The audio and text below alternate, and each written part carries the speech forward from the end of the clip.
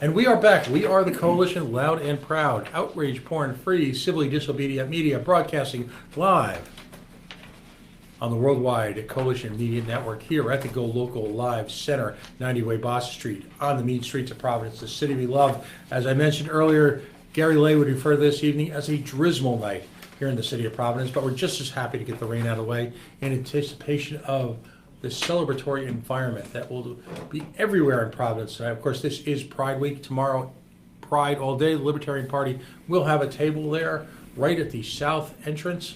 Feel free to stop by. Parade kicks off at 8 o'clock tomorrow evening. It's America's largest illuminated Pride parade. And let me tell you, it's something special. But speaking of something special, I've got a great guest in studio. He was going to join us last week, and a last-minute issue came up.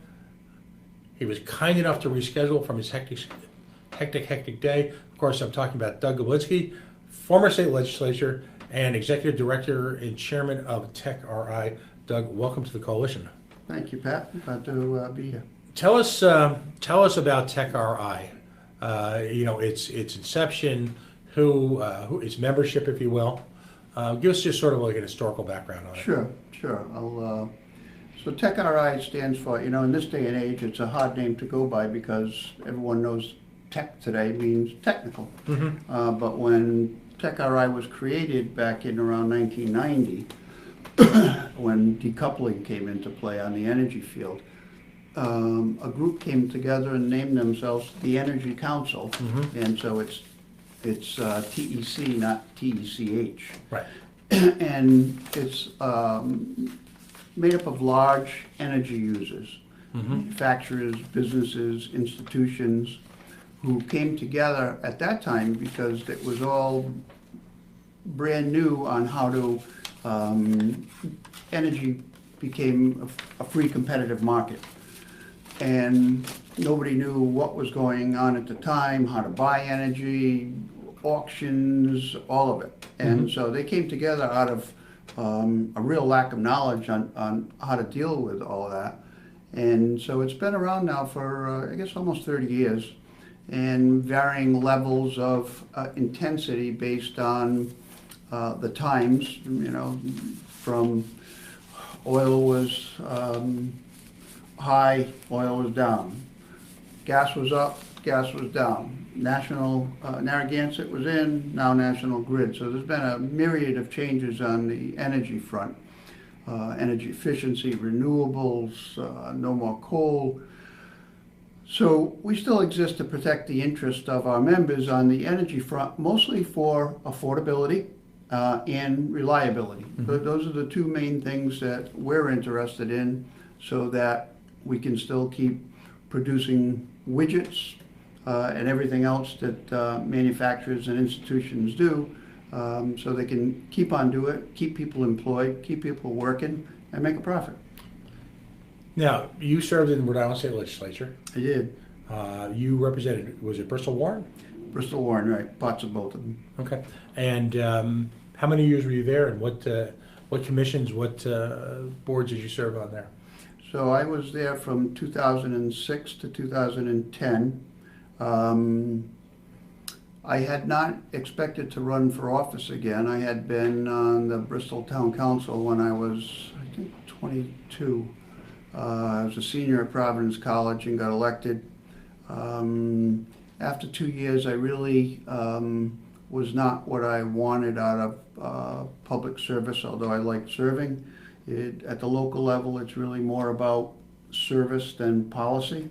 Mm-hmm. Consider myself a little bit of a policy wonk. Great. And You found a home here then. and so I, after 2 years, I didn't seek re-election. Then I was out of elected office for 30 some odd years, and then one day I woke up and read the paper and saw that the rep wasn't running, and said, I don't know, my kids are grown, my business is good, my wife has got a good career, and maybe it's time again. And 2 days later I decided to run, and I won in the primary as unendorsed Democrat, and then in the general election won in 2008, and then lost in 2010 in the Democratic primary, mostly taken out by the public employee unions. Right, and there was considerable controversy at the time because one of the public employee unions was judged to have actually, and please correct me if I'm wrong, was judged to have been actually guilty of a cyber-related to crime, misrepresenting you and your organization, your political organization, if you will. Yeah. You always stood as you were always an unendorsed Democrat for the most part, Right. even though you won. Astonishingly enough, his conviction, if you will, was ultimately reversed, wasn't it? Yeah, it was, so he was convicted at the district court level. Who we're talking about is John Lidecker, who was a higher up in the Rhode Island NEA. And he was convicted of cyber stalking me at the district court level. It was appealed.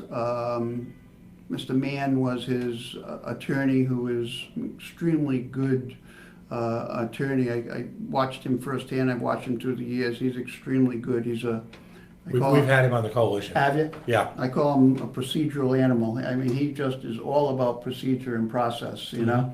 But I full compliment to him because he's just extremely good. And when it was appealed to Superior Court, the judge decided that it was to throw the case out on constitutional grounds. And essentially, it was that because I was an elected official, I was allowed to be trounced on, and people could do things to you because of their ability, because you hold yourself to a higher standard when you're in elected office than the average person. So that's essentially why it was thrown out. It wasn't thrown out really on, I don't think, on the merits. Right. I mean, for the record, my understanding of the situation, he actually created a separate email address, misrepresented himself as you, and made all sorts of spurious claims, which to the benefit of the ultimate primary winner. Yeah, there was no question, and it came out after the election. I think if it had come out prior to it, it may have turned that election. I lost by, I think, 117 votes. My opponent was backed heavily by all of the. Who was your opponent? The name was last name was Morrison. I can't recall his first name right now. And he ran and beat me by 117 votes, which is essentially, you got to flip 60 votes to turn that election around. And I think if that had come out prior to the election, I may have won. Right. Who knows if I would have lost the next time or lost. Widely, though, and let's just sort of set the tone for our conversation. You were viewed as a reformer and pretty outspoken opponent. Yeah, I kind of took a different perspective on the Democratic Party and philosophy of. I'm certainly not a liberal Democrat, and I would call myself moderate to conservative Democrat. And I really think that the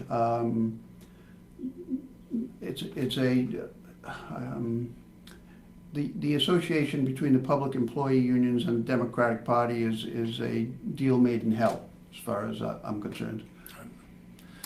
Yeah, it's interesting. I come from a place where I support private labor unions, and I support them coming from a space as a capitalist, because I do believe that individuals have the right to organize in the same manner that corporations and any type of interest group do to gain efficiencies and gain scale and gain power in the marketplace. You know, to me, that's fundamental capitalism.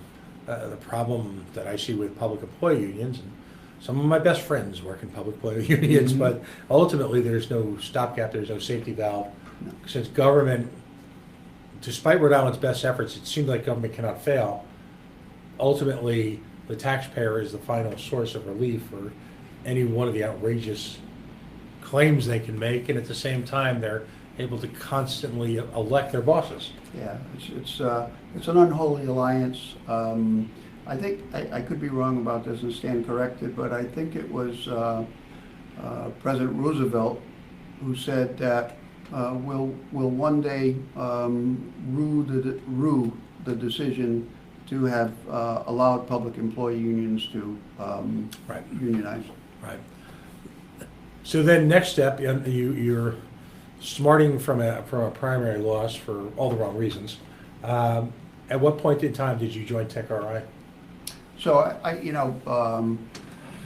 the General Assembly is a part-time position that really takes up a lot more than part-time. It can really swallow you up. I remember when I first went there, I said, you know, you need to be busier. You just don't understand what you do until you've been there for a year, and then you realize it just swallows you up for time.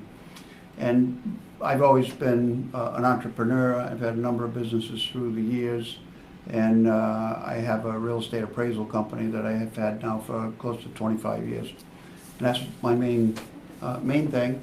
And one day I was approached, I guess about 3 years ago, by someone asked me if I was interested in a part-time position with TEC RI.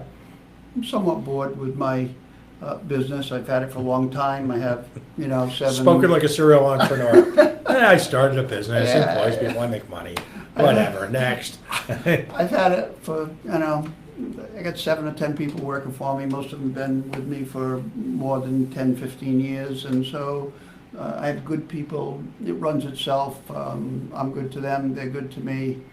And so I was intrigued by this, and I went for an interview, and they wanted to switch from somebody who was heavily energy involved to someone who was more policy savvy. Right. And so that interested me, and it also, I knew that it would give me an opportunity to stay in the loop on the statewide basis with a lot of contacts I had made, and a lot of people I learned to know, and a lot of people I liked.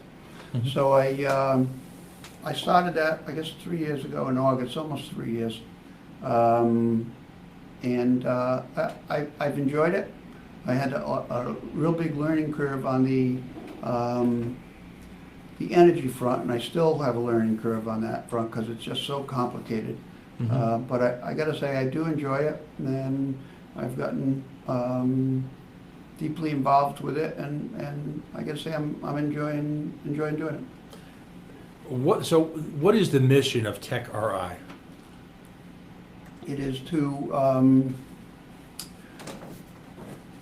we advocate for affordable energy prices and a robust supply of power in Rhode Island, to summarize, you know, who we are and what we do.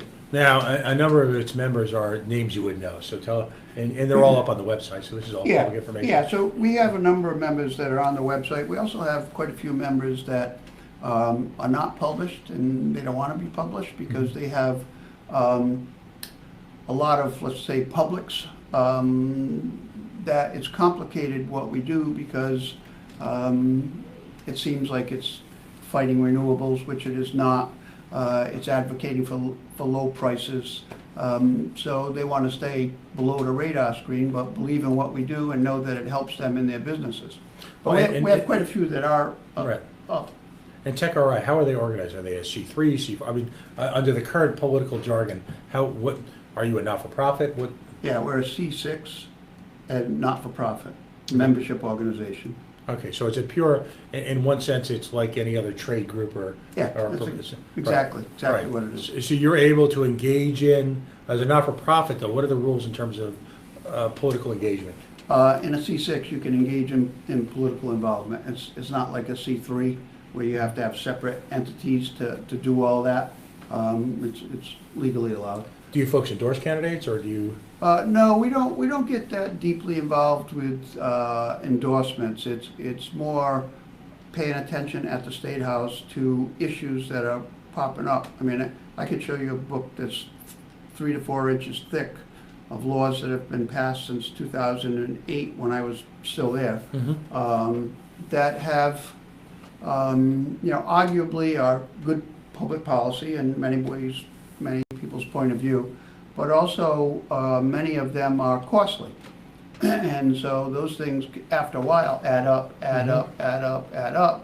and to the point where now Rhode Island is, and not just for this reason, but Rhode Island is, for example, number 2 in the entire, in the contiguous 48, in its residential energy costs, and its commercial energy costs, and its industrial costs are number 1.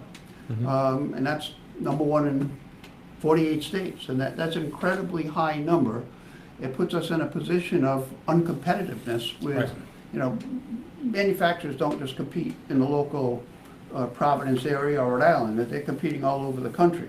And so when you take the average price, which is 50% less than what they have to pay here, and add it to how they have to compete against people nationally and internationally, it's a tough road to hoe, along with all the other things that make it tough in Rhode Island to do business. Right. And I think there's a lot of what's happening is while there's a lot of employees coming in, and I think the governor is trying hard, and so is the legislature, to attract business, I think that they missed the point that there are a lot of lost opportunities because of the cost of energy, where people are not expanding here. So you take companies like TEC RI, for example, AJ Osta. TEC RI has plants all over the country and a few around the world. Right now they're expanding in every other state where they do business except for Rhode Island, mostly due to the energy costs. AJ Osta, for example, has a few locations primarily based in Rhode Island, just like Techner, and issue with them is that I know that they're buying companies, and they're buying company right now, and the question is, okay, so how do they divide that company up, and where do they send those products that they're making and employees? Well, I can tell you it's not Rhode Island. So there are a lot of lost opportunities here that I'm not sure the political structure is really aware of as much as they should. Let's talk about energy costs then in Rhode Island.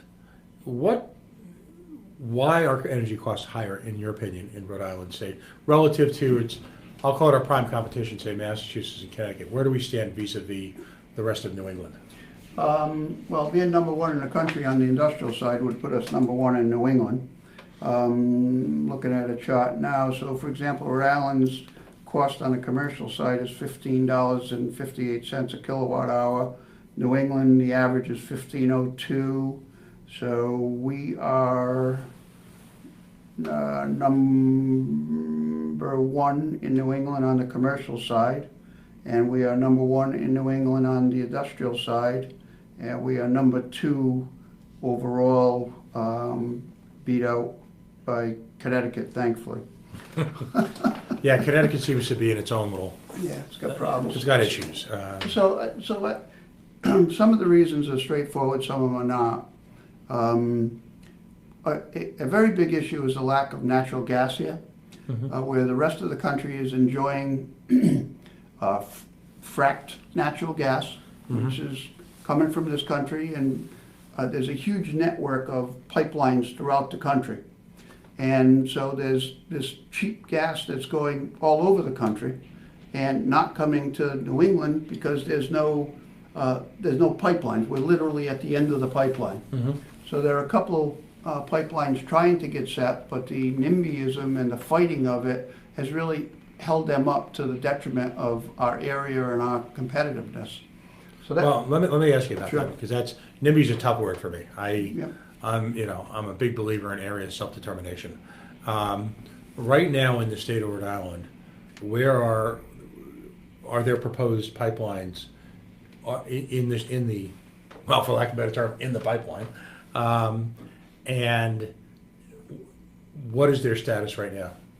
So there was 3, then there was 2, now there's 1. And that has to do mostly with people fighting, not wanting the pipelines to be able to travel through land areas. The biggest, I would say, person who blocks that is the Conservation Law Foundation. I've had Jerry Elmore on the show, just full disclosure. Yeah, they have nothing but money, and they fight hard for what they do, and they've been able to block that. The Spectra line, let's call it, the one that could pass through Rhode Island and come up into Massachusetts, would run along all existing rights of way.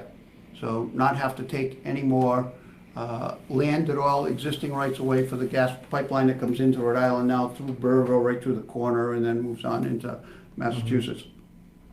In that case, it's a cost factor. The expense of bringing that line here from so far away is extremely expensive. So Rhode Island, this is a regional problem, not just a Rhode Island problem.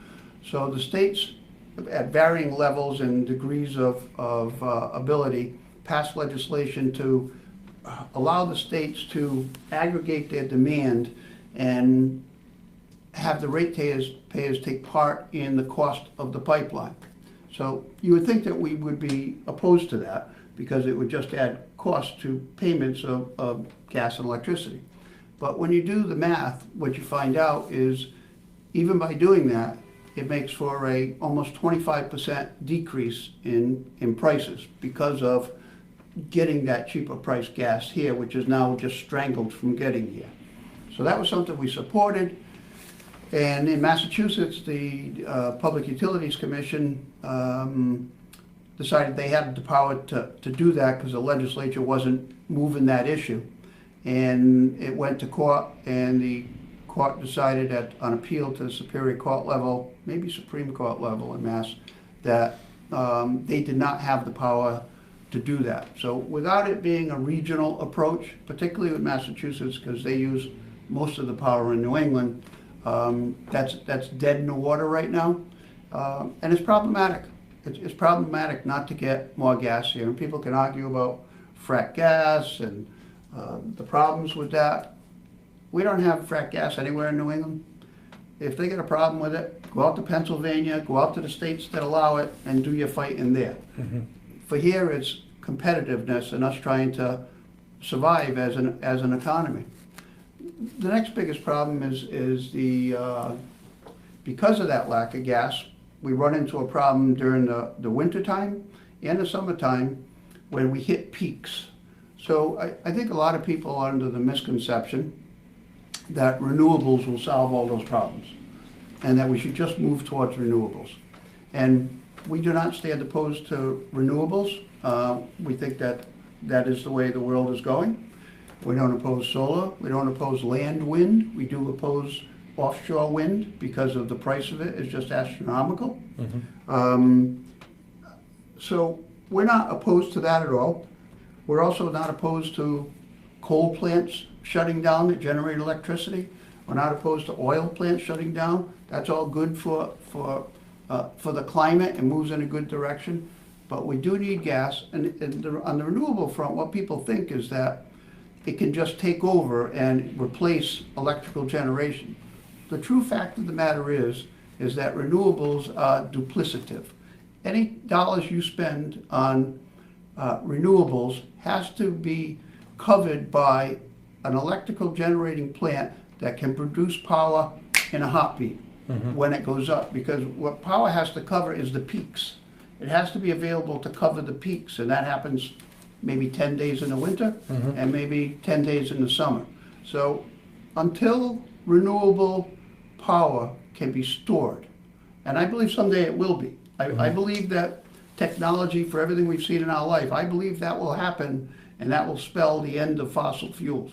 But till that comes, we need gas, we need it in New England, we need electrical generation that can come on board like that and satisfy the demand of all of us. I mean, how antsy do people get when they lose power because of a hurricane or a snowstorm? One day, okay.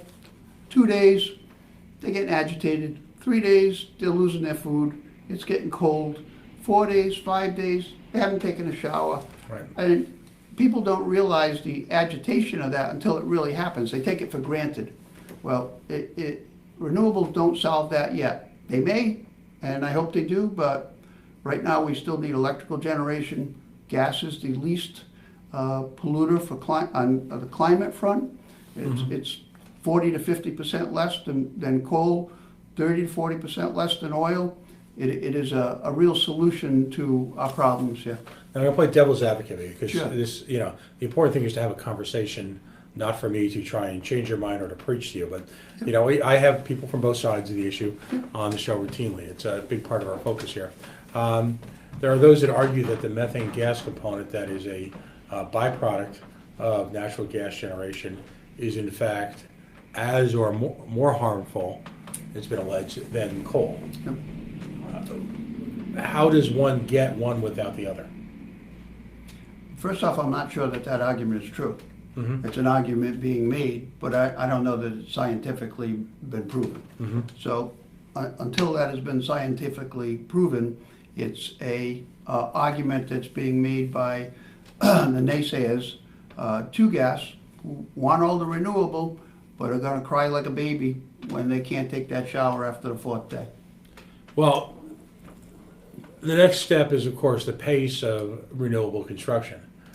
Scientific American reported just a few months ago that last year, for the first time in history, the majority of new power generation here in the United States was renewable based for the first time, that outpaced the production of legacy. Mm-hmm. It's I would argue, my own personal feeling is that you've got a chicken and egg phenomenon going here.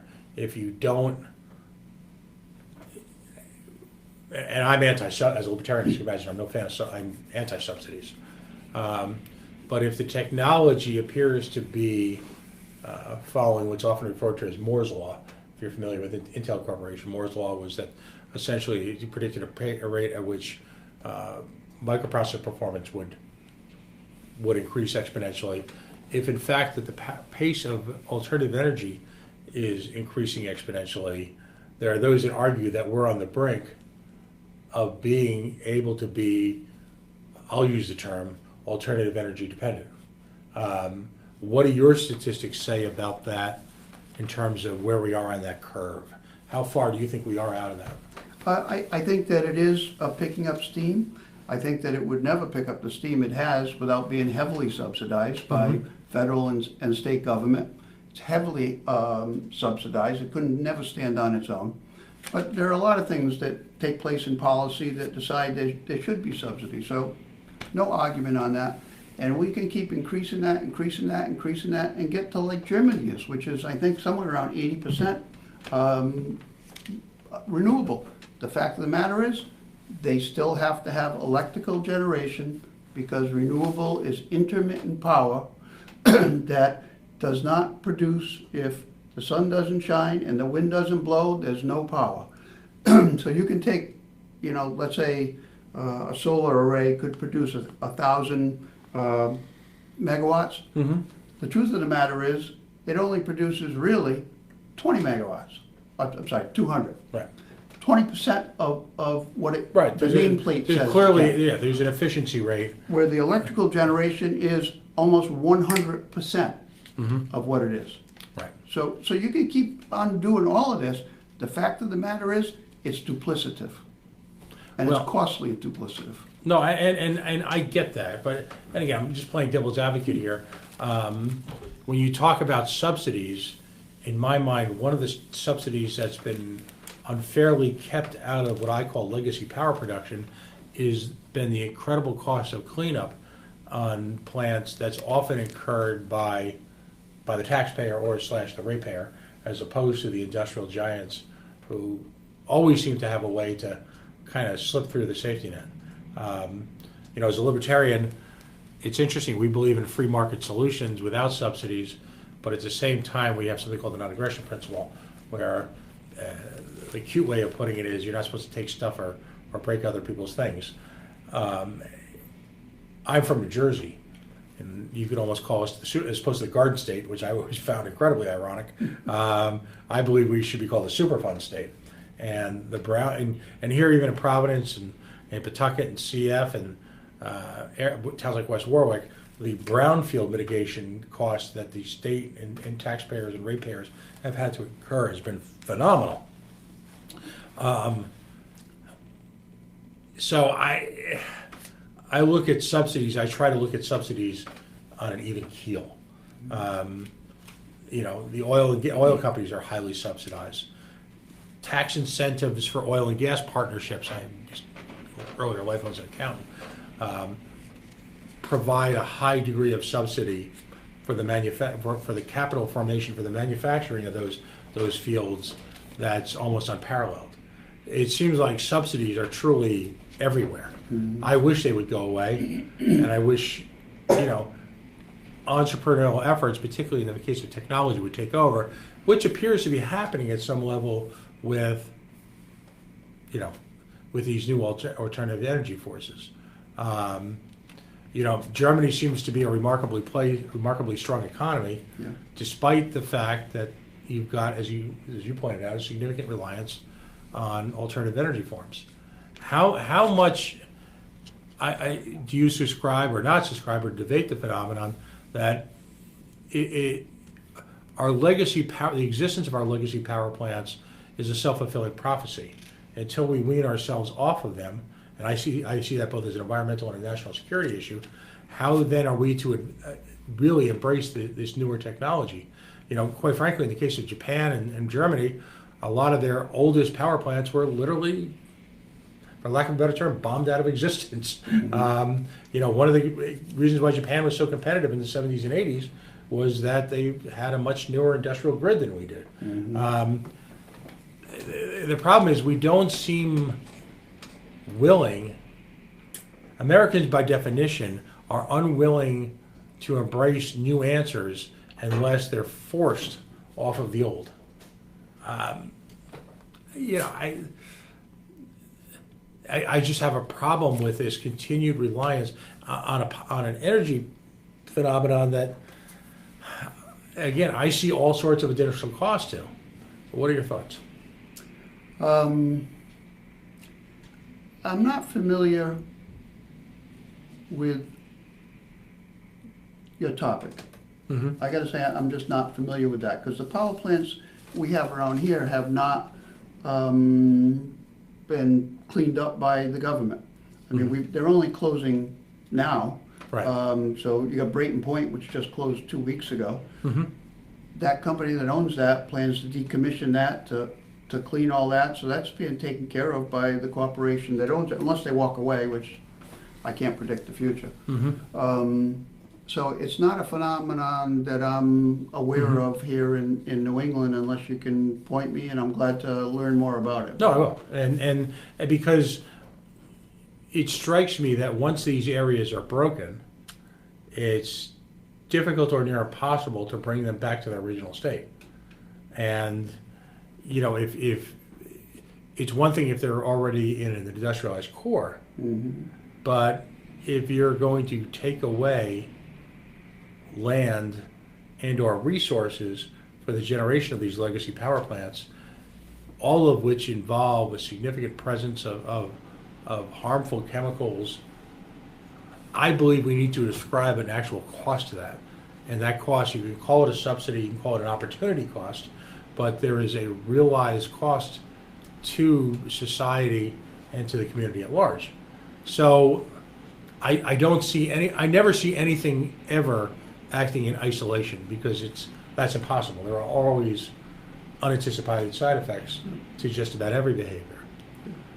And just to, you know, I think there is good discussion on that now, and as evidenced by the agreement of the New England states, I think a couple of others, regard to greenhouse emissions. Mm-hmm. And there's more and more discussion about that to try to penalize not only electrical generating plants, but manufacturers, people who pollute the air. Mm-hmm. And so that discussion is bubbling up. I think one of the fallacies of it is, for example, here in Rhode Island and Representative Regenberg, introduction of the bill, is that it can be done just on a state basis. In my mind, that's impossible to solve that on a state basis. You're talking about a carbon tax? Yeah, carbon tax Okay. side. Mm-hmm. You would just automatically put another cost on top of. No, I'll agree with it. I think there's got to be energy, and again, I would rather always leave it to the free market. Mhm. But until we can bridge that free market, the notion that one state is going to enforce a confiscatory tax against industries, again, while other states can operate willy-nilly, Right. does have the potential for harm. But getting back to the Rhode Island market situation, what's confusing to people is when you look at the results of the latest ISO New England auctions, there doesn't appear to be any real demand or at least the market is speaking, in terms of on a going forward basis, 3 years out, they have these 3 or 4 going forward auctions, to the point where the Energy Facility Siting Board in Connecticut, which is no, I mean, they're looking at it in the same manner.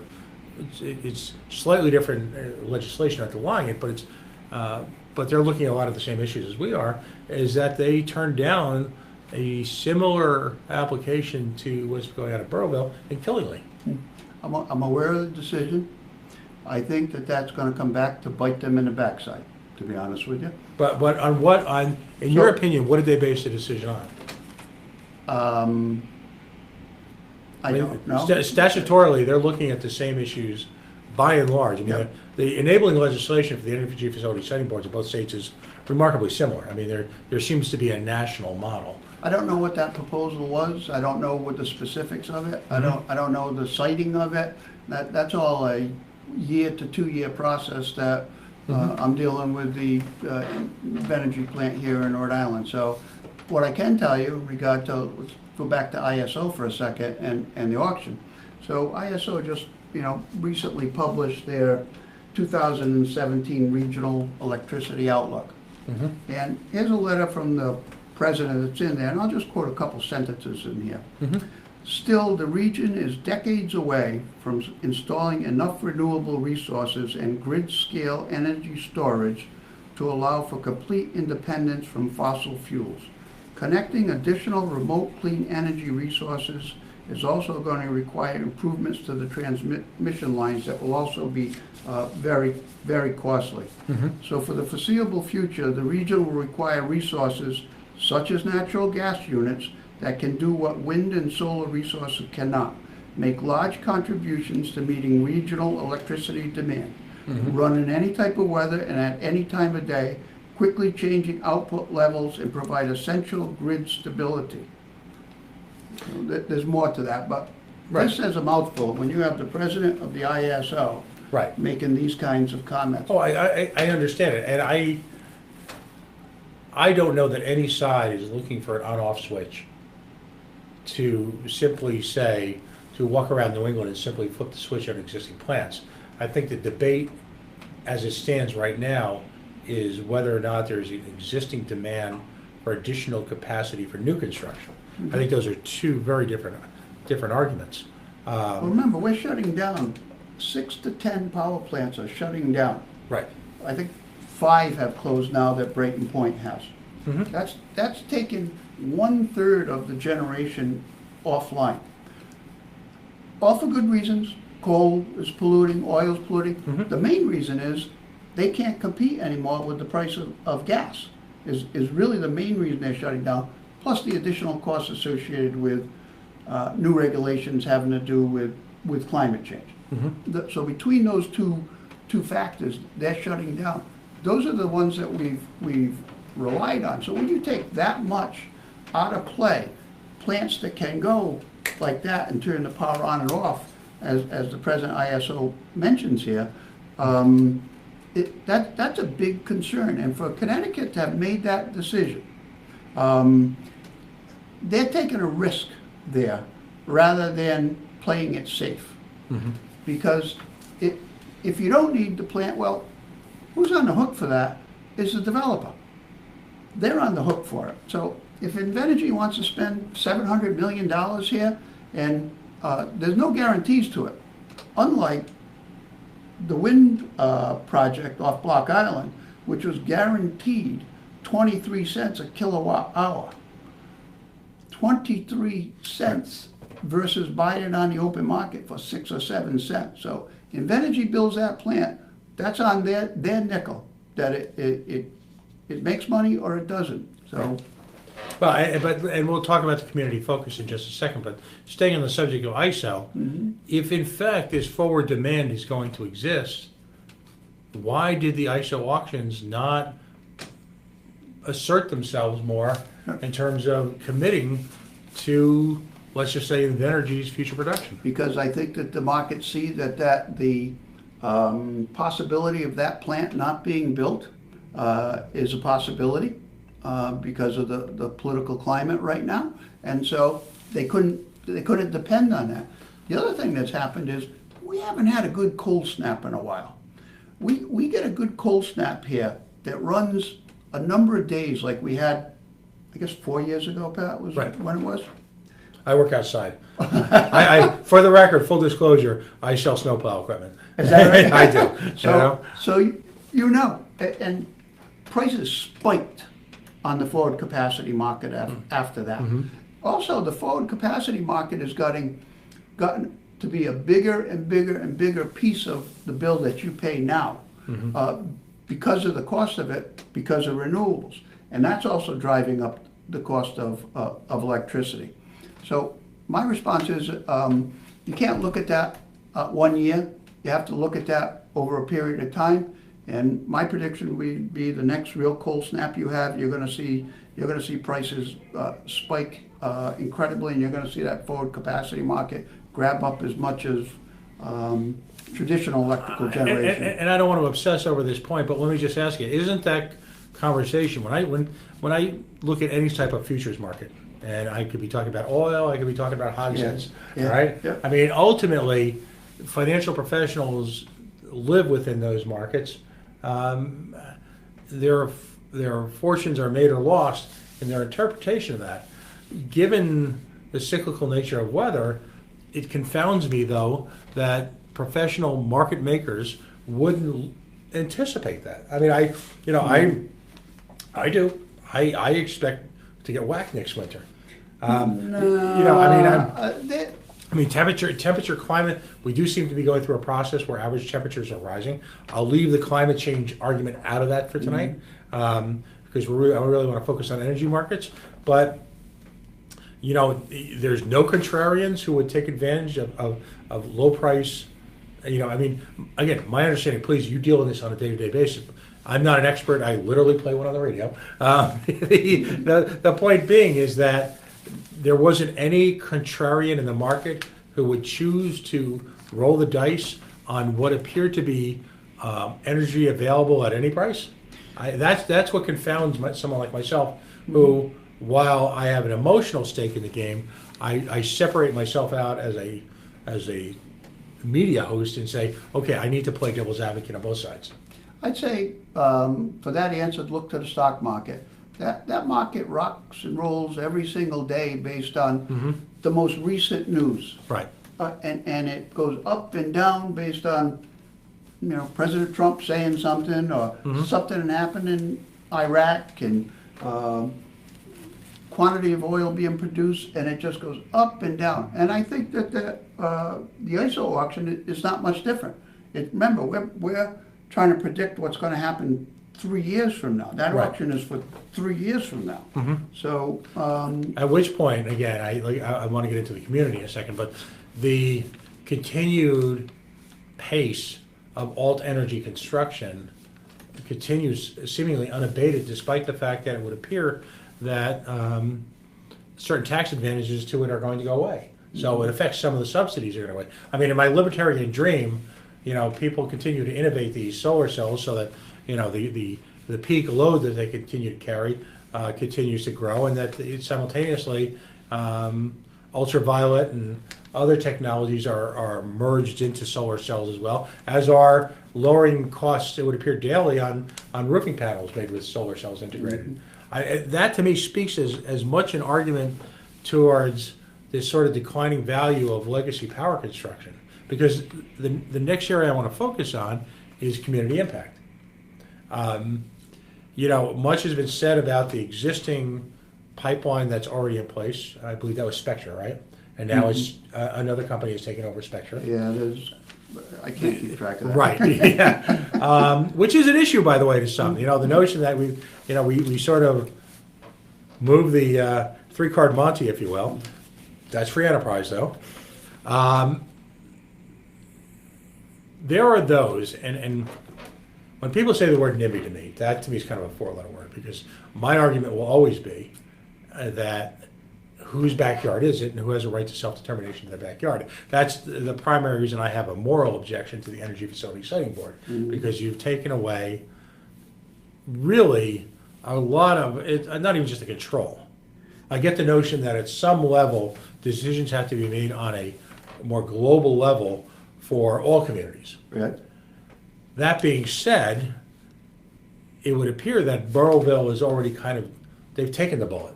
You've got Spectra, you've already got a power plant there. It's awfully easy, and this is not leveled at you, but it's awfully easy for a whole lot of politicians to it's not my town.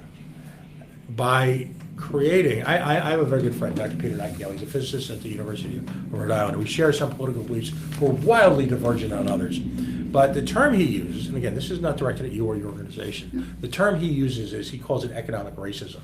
And there are places in this state, places in this country, which are more prone to be, in his words, the targets of certain types of developments. You see the same type of community is a host for a private prison. You see the same type of host community is a host for a casino.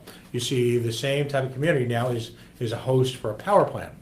I talk about opportunity costs and the cost of existence, if you will, being just as much a subsidy as any tax outlay. So if you're going to drop a second power plant into what is arguably on a scientific level, not just an emotional level, because I'm not an emotional guy. I make arguments on scientific levels of facts. On an area that is a renowned nature preserve and is important to a lot of the environmental, I don't want to say controls, but the environmental balance of New England, why would we continue? What, that little spot over there? No, I'm talking about the entire. I'm gonna give you some homework. I want you to investigate the North and South Trail. All right, but why would we continue to make Burrowville the center of all things power plant? Why? And I understand there are pipeline issues, and I understand there are transmission issues. But if we are going to invest in a new grid, why not make? And my next guest for the 8 o'clock hour is standing behind me, so you'll hear him gurgle. But why not make, say, Barrington, Bristol, Warren, the next? I mean, There's no gas pipeline that comes into that area. That's as simple as could be, Pat. Oh, I understand. From gas an economic comes level, into Burrville. right? But you create a self-fulfilling prophecy there. Let's go back to your point. Mm-hmm. Does anybody want to live next to an airport? Does anybody want to live next to a sewer plant? Does anybody want to live next to a power generating plant? Mm-hmm. Nope. But people want to flush that toilet every day and go to Right. the bathroom. Right. And they want to take a shower. Right. And they want hot water. Mm-hmm. And they want to fly to Florida. Yep. So they have to go someplace. And so this happens to make the most sense because that runs right through there. Well, I'm going to play a card I don't usually play very often, but I'm going to play the fairness card. Mm-hmm. Where is the? I don't know. Why not Cranston? Why, if in fact, if we're going to designate one community as the official power plant, They are not being decimated by the second power plant. they would beg to differ. That's folly. That's a word I wouldn't use. If you're talking about a development of a large-scale power plant in a rural area where the water is going to be transported by truck over roads that are incapable of it, with no clear designation, no well-developed, well-articulated disaster recovery plan, with no articulated plan to develop the infrastructure to support this constant transportation of water. Those are issues that, regardless of how you feel about power, you're taking a rural area and you're going to turn it into an industrial one. If you live there, that's a problem. If their proposal cannot stand up to muster, then the Energy Facility Siting Board is going to turn it down. Which is some of the same mitigating circumstances they turned Killingly down. Mm-hmm. But my point is why does Burrowville, and you may disagree, but the people of Burrowville feel, I think very, very strongly that they have become the ground zero for new but legacy power plant production here in Rhode Island because of in a sense, one pipeline was let in. Now, that means they are doomed to an eternity of being all things energy. I mean, how about let's put it in Cranston? How about Warwick? I mean, I understand the East Bay's already had Brayton Point, so You guys have done your time. You got a pipeline that comes through Cranston or Warwick that you could use? Maybe it's time that they need to take the bullet too.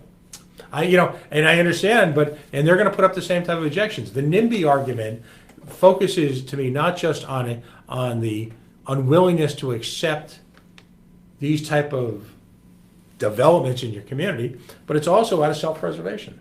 Mm-hmm. These people feel, and have adequately documented to many people's support, the notion of what it's going to do to their lifestyle, what it's going to do to their quality of living, what it's potentially going to be. It's going to be a health and safety hazard. They've presented those arguments, and they had a right to present them, and the siting board is, I'm sure, going to take that all into consideration. Right, but why not advocate for other places? I'm just playing devil's advocate here. I know you are. So let's say when you want to build a power plant, you can go pick a place in Cranston. Seems good to me. I mean, personally, Reservoir Avenue I wouldn't miss it. Or how about Miserable Spring in North Providence? I mean, I'm all good with it. I mean, let's I live in Cumberland, by the way, so if you notice, I purposely excluded, on this show, as a former legislator, I think you understand the humor and the sarcasm and the statement. I firmly believe in raising all taxes I don't have to pay. Cigarette tax, they're going to raise it 50 cents. Now, despite the fact that, that's in the budget proposal, the fact that that's insane, the fact that will put us at a instant, overnight, grotesque disadvantage for example, if you look at the small shops in your community, if you accept the fact that cigarettes are a legal product until you decide to make them illegal, they're a legal product, that will instantly put merchants in Bristol, Warren, Barrington at a disadvantage to people in Seacon. I used to debate those issues, no more. No. The point being, though, is that tongue planted firmly in cheek, I haven't suggested Cumberland because, Christ, I don't want them to build a power plant in Cumberland. But, and to your point, Warwick, they got the airport. So I want to know how Barrington... Johnson's got the landfill. Right, okay. All right. So how have Barrington and Cranston skated? Well, no, wait, Cranston's got the prison. All right. We're getting back to Barrington, Daryl. Daryl's in the, okay, so let's see. Who hasn't gotten screwed? I vote in favor of Barrington. Okay. I have no opinion on that. Well, of course, I'm teasing you, but you've got a community that, in my personal opinion, legitimately feels they're under siege right now. They do. I do. Right. And it's their right to argue that before the boards that approve that. And they have a right to litigate it. Right. And it can go to the court. So that there is a entire process here that can be undertaken. And Mr. McElroy and Mr. Elmer are... Consumer Law Foundation they are spending so much money on this, it would make your head spin. I get the emails on the data requests. They're up to 50 data requests. Yeah. Some of them so silly that you can't even believe it. Well, you're playing chess with what's the saying the kids say now? Don't hate the play, I hate the game. They're I know Jerry. I've met him a couple of times, and boy, I'll tell you, if I'm ever in the soup, I'm calling Mike McElroy and Jerry Elmer. Oh, this is not personal. I mean, I think he's a fine attorney. I mean, he is a fine attorney. He's possibly one of the best at what he does in the country. As I mentioned to Mr. Mann earlier, top on his game, does an extremely good job for his clients. And the fine folks at Invenergy. I want to get to, because I know how we doing on time here. Oh, we're almost out. We're almost out, but You've been doing a lot of talking. I've been accused of that. I'm working on the shyness thing. I just want you to know. Okay, they're doing an intervention. Can I bring up one last issue? Of course, no, time please. up. All right. And you've got a few minutes if you want. The beauty of this is we don't suffer. This is a conversation, so it's up to you. But please go ahead. So we talked about the cost of energy and the things that are contributing to that, and as I mentioned, the gas pipeline and other issues. There's also another part of this that is like hidden, and it's on the distribution side of it. And Thank you. The energy efficiency charge has gone from ground zero in 2008 to up to $120 million between the electrical side and the gas side. I'll call them my guys, that's not the right way to say that, but the members, I have some that have been, spent millions of dollars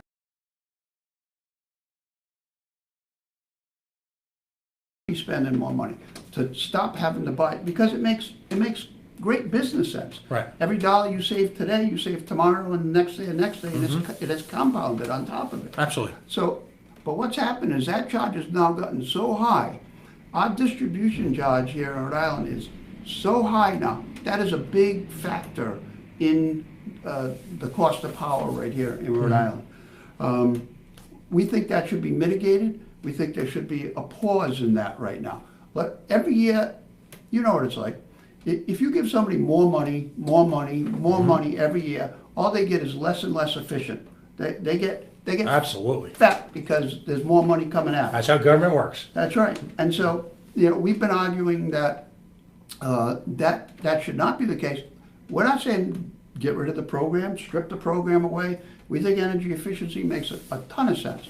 We're just saying, let's take a pause in how much we're charging now, because that is really contributing to our costs. So I wanted to bring that up before the show was over. No. I think that's important. No, I think you're right. Energy transmission costs are a huge component in the expense here, and as a libertarian, I've never been a big, I openly oppose situations where government takes money away from the taxpayer. We always like to say taxation is theft. Taxation is what? Theft. Okay? Because, think about it for just a second. The government takes money at the threat of imprisonment, at the threat of a gun, at the threat of force. They use force to take money away from the individual. I'll use UHIP as an example. Whether it be UHIP or this Energy Efficiency Fund, millions and millions of dollars are taken by a government, and what portion of that actually ends up being used for its ultimate, process? I mean, how much of the money do we take from taxpayers that we spend on social services? How much of the money actually goes to the people who desperately need it? And that's why as libertarians we promote volunteerism and something called voluntarism, and that's all another question. But I want to spend just a couple of minutes, get in. Your organization has joined an effort sponsored by the people at Invenergy to market the Invenergy plant to the state. It is absolutely true that we have banded together, Manufacturers Association, laborers, TEC RI, Providence Chamber, Northern Rhode Island Chamber, to come together to support affordable energy. Right. And that's what this option provides us. We transparently say that Invenergy is paying for it. We're not making any money on this plant if it gets built. Will we save some costs? Yes, we will. So it's up to them to pay for that, but we gladly get behind it because it's what we stand for to begin with. Right. And I applaud your willingness to join me tonight and have a conversation. Yep. And a polite one at that. Imagine that, with no invective, No. No. I learned at the State House you have to agree to disagree. Absolutely. And I would, when I first got there, I said, I really can't stand what this guy's talking about. But then I learned it's not the person, it's not the man, it's not the woman. They look at me and thought the same thing, because I had very contrary views to, let's say, urban Democrats. Right. But there's a level of respect that I learned there that I carry with me today. It has nothing to do with the person. It's all about what the discussion is about. Right. And the deliberative process is a critical component, not only to arrive at the correct decision, but the deliberative process gives people ownership in what the ultimate decision is, and a higher degree of willingness then to abide by what that decision is, particularly in cases where it may be contrary to their own personal wishes. Right. So I'll leave you with this challenge. You joined us today. You were willing to openly discuss the issues. We agreed to disagree on certain things. The problem, as I see it, is that the people at Invenergy have been unwilling to engage in the sort of impromptu back and forth exchange that's really necessary at this point. And while there's been many public meetings, it's largely scripted, and they will not appear on media unless it's largely scripted. That's been told to me personally. I've been asked to submit questions to people, which I won't do. because I don't have to. So I'm going to challenge you to, whether it's yourself or any of the individuals in your organization, or perhaps even, heaven forbid, the Invenergy people, come on this show and engage in the type of, I think, dignified, thought-based conversation that you and I had tonight. Because until they do that, given the paranoia that's almost a necessary part of being a Rhode Islander, because so much pain is routinely inflicted upon Rhode Islanders, to the point where you see and usually find a plot somewhere underneath. I mean, I had a disclosure tonight that, the Pawtucket Red Sox are getting clean air money to shuttle people to their own stadium. How does that work? All right. So when you find stuff like that, and you live in a town like Burrillville, you by definition don't trust anybody or believe anybody at any level at this point. And the only way that's going to change is this type of debate. So I put that out to you. In a dignified setting, I would love to have someone from, say, Keep Rhode Island Beautiful, or any one of the United organizations have this conversation either with you or a member of your organization or a member of the greater organization, because I think that's the one thing that's missing here. So, obviously I can't speak for them. Of course. And they'll probably listen to the show. Somebody will... Hi, Megan. Someone will have them... Some poor intern. The A-list doesn't have to listen to my show. I get the college intern right now is listening. So okay? That's up to them. But what I would say is that I remember last September, TEC RI hosted the ISO quarterly meeting in Providence. Mm-hmm. It moves around every quarter. I just came from one in York, Maine. Right. I'm on the board of directors there. When we had the meeting here, we had a panel that was included Spectra, included Invenergy, and it included Deepwater. I think it was a balanced presentation of the facts. We got protesters that marched into that meeting from FANG that disrupted that meeting, and I got to tell you, it sticks in my craw that they think they have the right to disrupt meetings because of their point of view.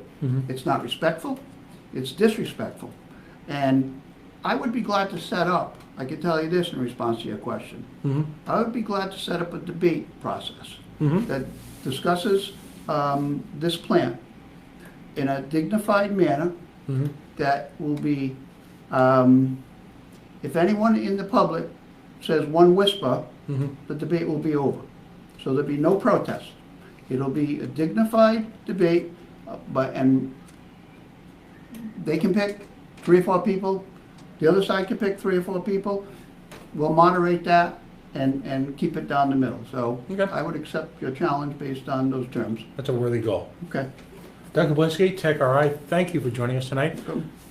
This broadcast will be available at some point over the weekend on the Coalition Radio Facebook page and coalitionradio.us. I appreciate your willingness to come in here and discuss, as we like it, say, the issues. And I hope we'll continue to have this kind of engagement. Glad to do it. Thank you. Folks, you've been listening to the Coalition on the Worldwide Coalition Media Network, broadcasting live here in the city we love, on the mean streets, the dismal streets, if you will, of Providence, Rhode Island. 90 Weybosset Street at Go Local Live 24 Media Broadcast Center. CoalitionRadio.us, Facebook.com/The Coalition Radio, and as always on the mighty Twitter at Coalition_Radio.